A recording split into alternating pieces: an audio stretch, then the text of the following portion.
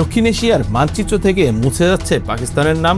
শুনতে অবাক লাগলেও এবার এমনই এক বড় সিদ্ধান্ত নিয়েছে বিশ্বব্যাংক। পাকিস্তানকে আর দক্ষিণ এশিয়ার অংশ হিসেবে নয়, বরং মধ্যপ্রাচ্য ও উত্তর আফ্রিকার সঙ্গে এক নতুন অর্থনৈতিক গ্রুপে যুক্ত করা হয়েছে।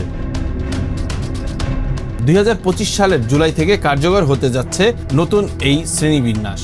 বিশ্বব্যাংক পাকিস্তানকে যুক্ত করেছে মেনাপে নামে একটি গ্রুপে। এই গ্রুপে রয়েছে মধ্যপ্রাচ্য, উত্তর আফ্রিকা এবং কিছু এশিয়ান দেশ। মোট 22টি দেশের সঙ্গে এখন একই ক্যাটাগরিতে পড়ছে পাকিস্তান। গুরুত্বপূর্ণ বিষয় হলো, এটি ভৌগোলিক কোনো পরিবর্তন নয়, এটি সম্পূর্ণ অর্থনৈতিক বাস্তবতার ভিত্তিতে নেওয়া সিদ্ধান্ত।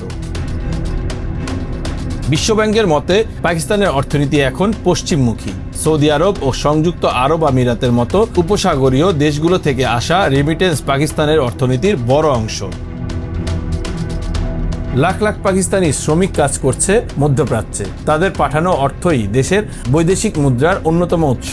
শুধু তাই নয়, সাম্প্রতিক সময়ে এসব দেশ থেকে বড় বিনিয়োগ, আর্থিক সহায়তা এবং ঋণ পেয়েছে দেশটি। সব মিলিয়ে পাকিস্তানের অর্থনৈতিক কেন্দ্র ধীরে ধীরে দক্ষিণ এশিয়া থেকে সরে মধ্যপ্রাচ্যের দিকে ঝুঁকছে।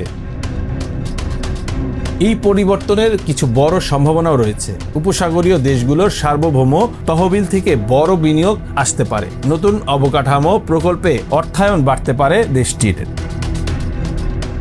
বিশেষজ্ঞরা বলছেন 2026 থেকে 2035 সালের মধ্যে প্রায় $20 বিলিয়ন বা $2000 কোটি সহায়তা পেতে পারে পাকিস্তান। এটি দেশটির অর্থনীতিকে কিছুটা স্থিতিশীল করতে সাহায্য করতে পারে। তবে সবকিছু এত সহজ নয়। এই সিদ্ধান্তের সঙ্গে রয়েছে বড় কিছু ঝুঁকিও। মধ্যপ্রাচ্যের রাজনৈতিক অস্থিরতা, তেলের দামের ওঠানামা এবং আঞ্চলিক সংঘাত, এই সব কিছুর সরাসরি প্রভাব পড়বে পাকিস্তানের অর্থনীতিতে। আরেকটি বড় বিষয়, দক্ষিণ এশিয়ার তুলনায় বিশ্বব্যাংকের তহবিল এখানে কম হতে পারে। অর্থাৎ সুযোগ আছে, কিন্তু ঝুঁকিও কম নয়। এই পরিবর্তন শুধু অর্থনৈতিক নয়, এটি ভূ রাজনৈতিক দিক থেকেও গুরুত্বপূর্ণ। পাকিস্তানের আন্তর্জাতিক অবস্থান বদলাতে পারে, নতুন মিত্রতা তৈরি হতে পারে, আবার পুরনো সম্পর্ক দুর্বলও হতে পারে। এটি ভবিষ্যতে পুরো অঞ্চলের রাজনীতিতেও প্রভাব ফেলতে পারে।